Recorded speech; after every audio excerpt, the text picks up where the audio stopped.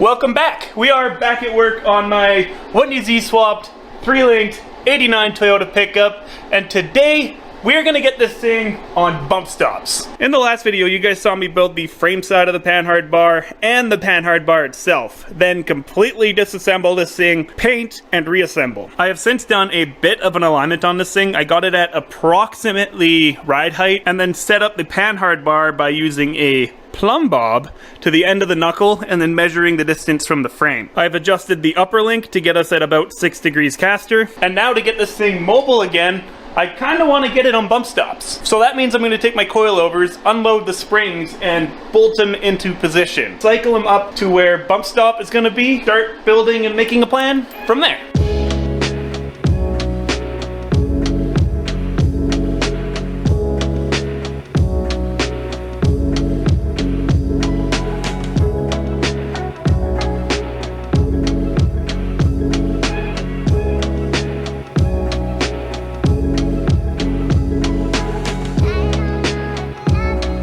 Look at this, it's like it's meant to be. I'll cut a chunk of this off, cap the end with some 1/4-inch plate, drill it, tap whatever this thread is so that it'll just doop, and then figure out how she goes in there.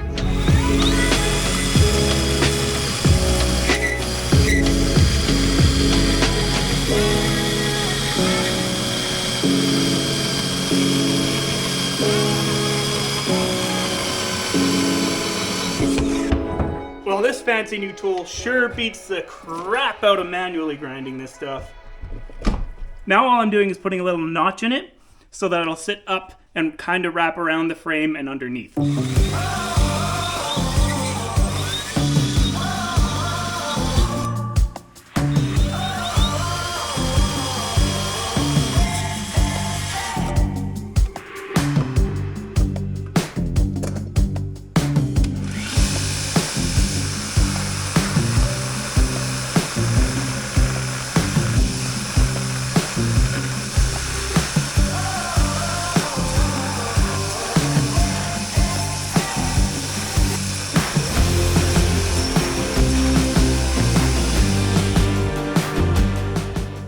All I did there was make it so that the notch had a bit of a slant on it so that it would kick off the frame out just a little bit. Now if we go for a test fit, should go in just like that. I do have to cut a bit off the bottom because there's not enough room for that bump in there, but just a tiny bit of an angle. One, because the coilover gets close to the tower when we're fully drooped out, and two is because the frame is slightly offset from where the perch is. Before I went any further, we threw the jack on the other side and tested the bump stop piece to see if it would work. And now we've got two identical pieces. So let's figure out how to incorporate this guy.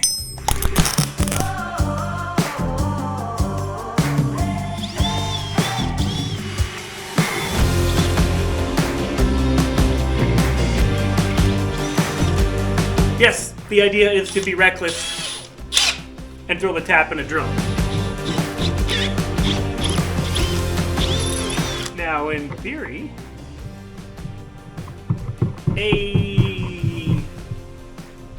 we got a bump stop.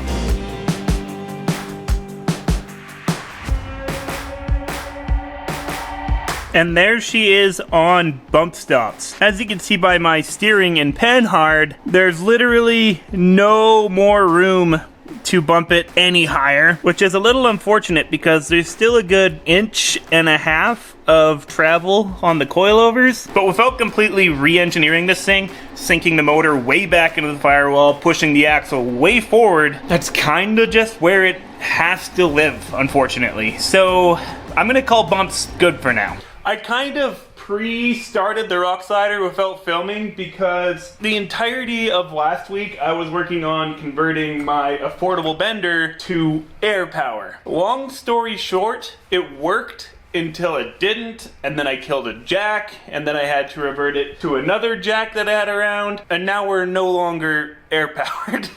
So I did a bunch of modifications just to turn it back to a hand pump.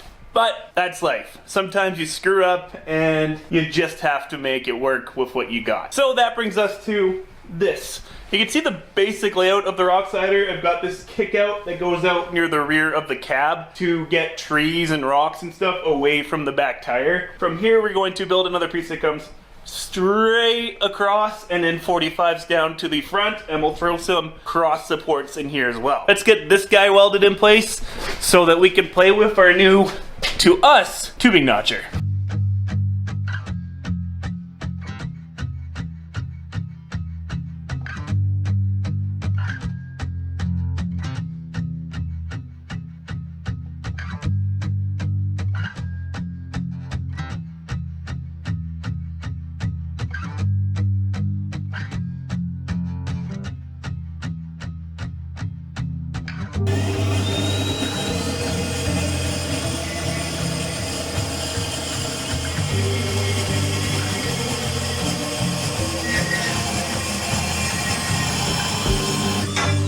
Just like that. But look at that. This doubles as a really heavy selfie stick.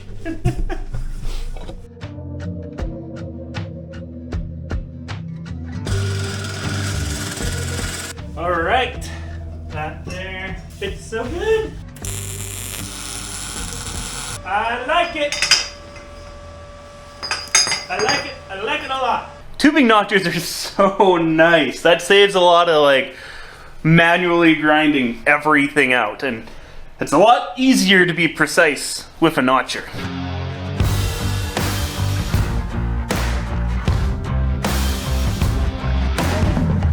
So I took some time and I got the rock slider positioned, I think, where I want it. It's tucked like underneath the rocker panel here and kicked up at an angle so that it looks nice and clean and like it's supposed to be there. As far as mounting these rock sliders is gonna go, this truck used to have rock sliders. They were made out of square tube, and when I installed those, I added a bunch of like 1/4-inch steel plates, welded them to the frame, and when I took the old rock sliders off, I kept those plates there. So these plates here, here, and all the way up there at the front are what they're gonna mount to. So let's cut up some more tube.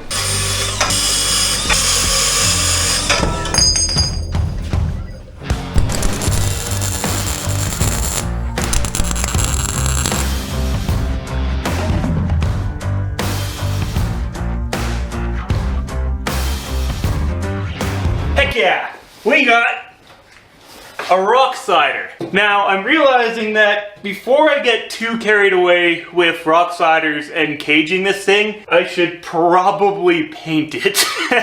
Because painting this thing underneath any form of cage is gonna be, well, nearly impossible. And that's where the spray cans come in. The previous cement gray paint job on this thing was also done with rattle cans, but quite different. I went to Lordco and got the 1H5 paint code, which is the cement gray from like the newer Tacomas, 4Runners and stuff, mixed into cans, which cost over $30 a can. This red rust paint Trem Clad, however, costs just $13 a can. And I did the whole engine bay with just one. So I'm hoping with just 3 more cans we can do the rest of the cab. And for the rockers, I'm just gonna go with this black texture coating because that's ultimately what the rock sliders and the cage is probably going to be painted, so it'll all kind of blend in. And as far as prep goes, I think I'm just going to paint it doors on. I'll take the mirrors off, the back windows out, and mask everything and give it a touch of sanding. But the idea is to try to paint this thing as cheap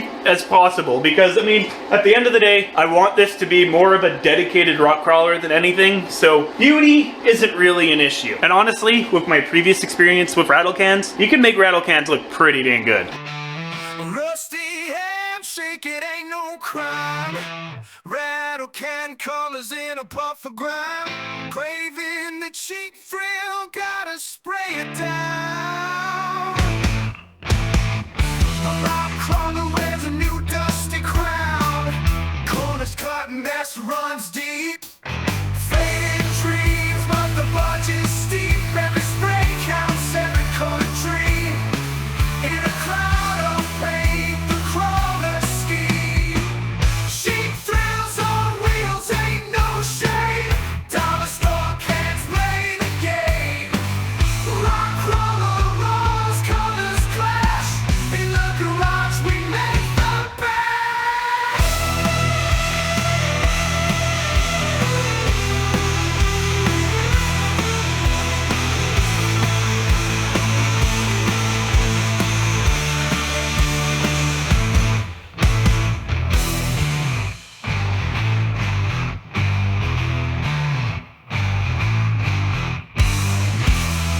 Well, the truck's not gray anymore, and you know what? It only took 2 cans to do the entirety of the cam. One more for, well, the fenders and the hood at a later date. I think that red looks freaking awesome. So it's been 1 day since I painted it. I have since put the windows and stuff back to get a good visual on how everything looks. And I gotta say, I'm pretty pleased with this rattle can job. One of the best I think I've done, and also the cheapest I've done, which is impressive. I wasn't totally certain on how it was gonna turn out because it is cold outside, and I just had the wood stove in here going crazy over the past couple of days trying to get it hot enough to paint. And hey, it worked. I think part of the reason why this rattle can job turned out better than most is because this is the first time I've actually painted something indoors. Like when this was painted gray or my wife's 4Runner was painted, those are both done outside where bugs and dust and debris would just constantly land on it and cause imperfections in the paint. There was some airborne dust that did land on it, and if you look really closely you can find it, but from a distance, in fact,